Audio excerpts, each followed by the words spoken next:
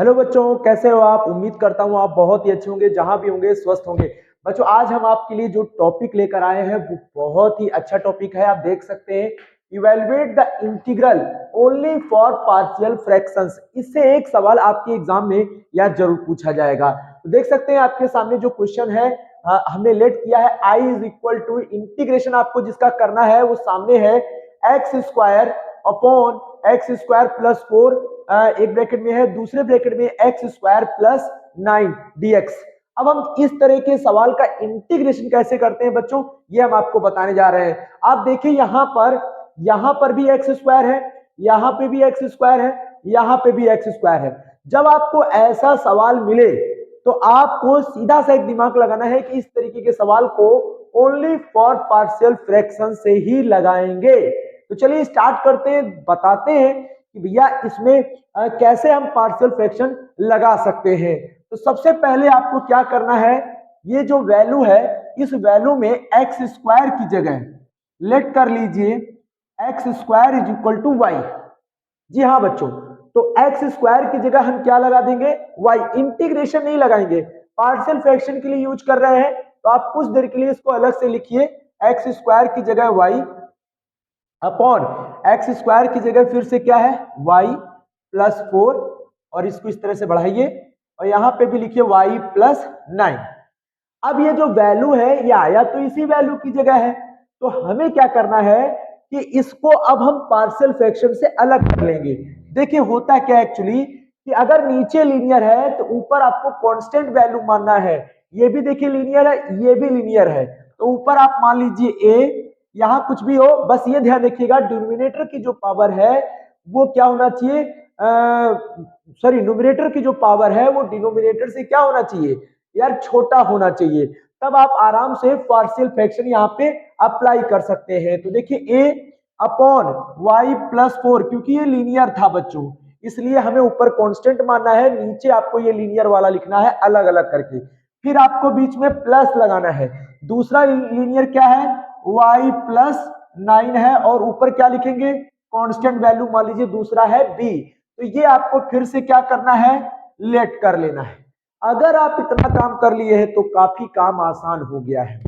अब आप क्या करेंगे बच्चों, हम इसका और इसका एलसीएम लेंगे यहां पर, तो इधर भी वही एलसीएम वाली वैल्यू होगी, ये इधर, तो ये नीचे वाले तो कट जाएंगे। इसका मतलब है यहाँ क्या बचेगा, y, और यहाँ क्या लिखेंगे a, इसका इसमें इंटू हो जाएगा y प्लस 9 प्लस b, और इसका इसमें इंटू करिए, ये हो जाएगा, एलसीएम ले लिया ना बच्चों, यहाँ पर इस तरीके से लिख जाएगा। अब बहुत सारे बच्चों को यहीं से प्रॉब्लम होना स्टार्ट हो जाता है। होता क्या एक्चुअली कि बच्चे ये समझ ही नहीं पाते हैं कि हम यहाँ कोफिशिएंट जो है इसका इक्विटिंग करके निकाले ए और बी की वैल्यू, या फिर जो है किसी और तरीके से निकाले। तो देखिए बच्चों, दोनों तरीके से निकाल सकते हैं। अगर आपका यहाँ लीनियर है, अगर ये लीनियर फैक्टर्स हैं, तो यकीन करिए आपको यहाँ पर एक बार इसको जीरो से इक्विट करना है और एक बार इसको जीरो से इक्विट करेंगे, आसानी से आपको ए और बी की वैल्यू मिल जाएगी। फिर आप अपने ए और बी की वैल्यू को यहाँ पे लगा सकते हैं। ठीक है, तो सबसे पहले हम एक बार y प्लस 4 को जीरो करेंगे बच्चों, तो y कितना आएगा, -4। ये देखिए y प्लस 4 को जीरो आपको अपनी तरफ से लेना है, और ये जीरो हो गया, ये पार्ट पूरा जीरो हो गया, और यहां -4 लगाएंगे, और यहां पे भी y की जगह -4 is equal to a -4 plus 9। अब आप बताइए 9 में 4 जाएगा, 5 प्लस का होगा -4, यानी a की वैल्यू जो आ रही है बच्चों वो आ रही है -4/5। इतनी बात आपको समझ में आ गई, वेरी गुड। अब दूसरी वैल्यू जो है उसको जीरो से फिट करिए, y plus 9 is equal to zero, y is equal to आ गया -9। अब हमें देखना है बच्चों y प्लस 9, ये वाला पार्ट जीरो हो गया पूरा, और y की जगह -9 लगाना है, यहाँ पे भी -9 लगाना है। तो -9, 9 प्लस 4 कितना हो जाएगा, माइनस का 5 भी, क्योंकि -9 बड़ा है 4 से बच्चों, तो इसलिए माइनस का साइन आएगा, इसको कैंसिल कर दीजिए। और यहां पर अब आपको v की वैल्यू निकालेंगे तो आपको मिलेगा 9/5। अब बच्चों हमें क्या करना है, a भी मिल गया, b भी मिल गया। अब हमें वापस अपने इस सवाल में आना है, क्योंकि y जो आपने माना है वो भी लगाना है, साथ में a और b की यार वैल्यू भी लगानी है। तो चलिए आते हैं अपने सवाल में वापस। तो इस y की जगह मैंने क्या माना है एक्स स्क्वायर, यहाँ पे एक्स स्क्वायर लिखिए, नीचे y की जगह एक्स स्क्वायर प्लस 4 और यहाँ पे एक्स स्क्वायर प्लस 9।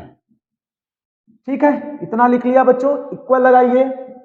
और a की वैल्यू आपने कितना निकाला है माइनस का 4/5। ये देखिए ये वैल्यू हम यहाँ लगाएंगे, लेकिन कांस्टेंट वैल्यू होने की वजह से उसको आगे लिखेंगे। देखिए यहाँ पे -4/5 और उसके बाद हम ये वाली वैल्यू को अलग से ऐसे लिखेंगे 1/y + 4। देखिए जैसा मैं बता रहा हूं वैसा करिए, आप आसानी से लगा पाएंगे ये सवाल। फिर उसके बाद प्लस b, ये भी कांस्टेंट वैल्यू है, +9/5 लिखेंगे और फिर 1/y + 9 लिखेंगे। लेकिन बच्चों ध्यान रखना है y की जगह तो आप एक्स स्क्वायर लगा रहे हैं ना, तो यहां लगाइए एक्स स्क्वायर और यहां पे भी लगाइए y की जगह एक्स स्क्वायर और प्लस का 9। इतना अगर आपने कर लिया है, इसके बाद आपको क्या करना था, इंटीग्रेशन करना था बच्चों। यहाँ पे इंटीग्रेशन लगाइए और ये i के बराबर था तो आप i इक्वल भी लिख सकते हैं यहाँ पर।